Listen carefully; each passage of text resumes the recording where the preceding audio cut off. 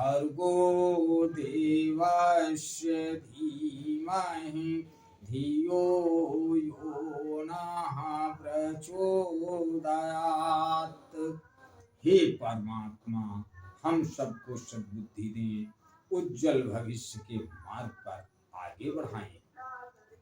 परम पूजनीय गोस्वामी तुलसीदास जी द्वारा रचित श्री रामचरितमानस महाकाव्य का ये भाग नंबर 124 आप लोगों के समक्ष प्रस्तुत कर रहा हूं।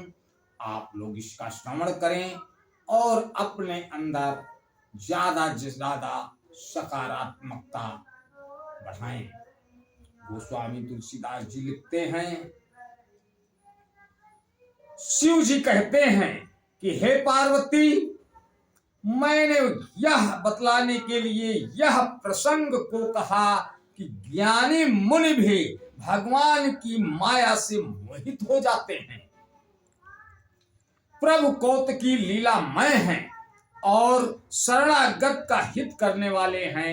वे सेवा करने में बहुत सुलभ और सब दुखों के हरने वाले हैं।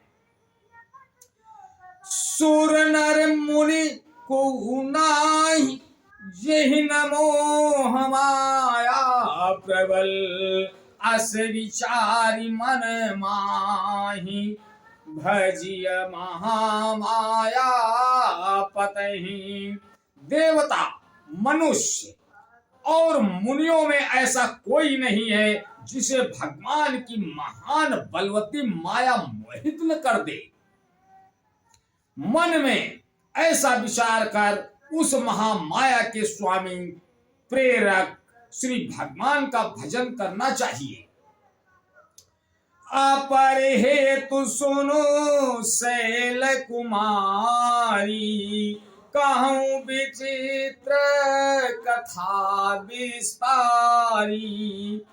यही कारण अजय अगुण अरूपा, ब्रह्म भयो कौशलपुर भूपा। हे गिरिराज कुमारी, अब भगवान के अवतार का वह दूसरा कारण सुनो। मैं उसकी विचित्र कथा विस्तार करके कहता हूं, जिस कारण से जन्म रहित निर्गुण और रूप रहित अव्यक्त सच्चिदानंद धन ब्रह्म अयोध्यापुरी के राजा हुए। जो प्रभु विपिन फिरत तुम देखा, बंधु समेत धरे निवेशा। जासु चरित अवलोकी भवानी, सती शरीरा रही बोरानी।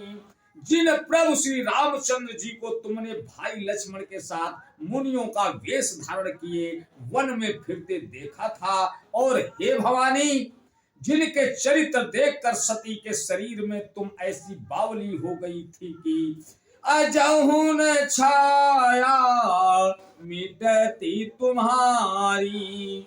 तासु चरित सुनो भ्रम रुजहारी, लीला कीन्ही जो तेहि अवतारा। सो सब कहियों मति अनुसारा। अब भी तुम्हारे उस बावलेपन की छाया नहीं मिटती। उन्हीं के भ्रम रूपी रोग के हरण करने वाले चरित्र सुनो। उस अवतार में भगवान ने जो जो लीला की वह सब मैं अपनी बुद्धि के अनुसार तुम्हें कहूंगा।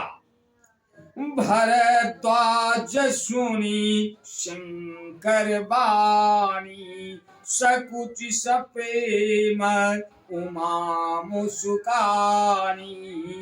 लगे बहुरी बर नए ब्रस के तू, सो अवतार भयो जेहि हेतु।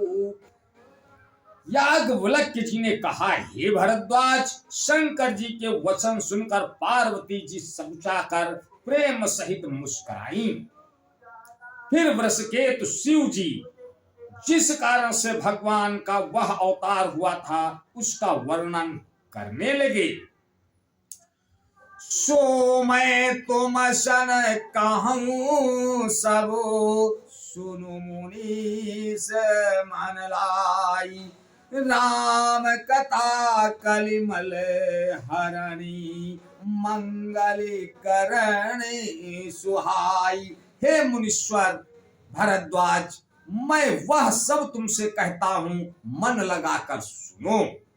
श्री रामचंद्र जी की कथा कलयुग के पापों को हरने वाली, कल्याण करने वाली और बड़ी सुंदर है। आज बस यहीं तक, आगे का अगले भाग में, तब तक के लिए जय श्री राम। ओ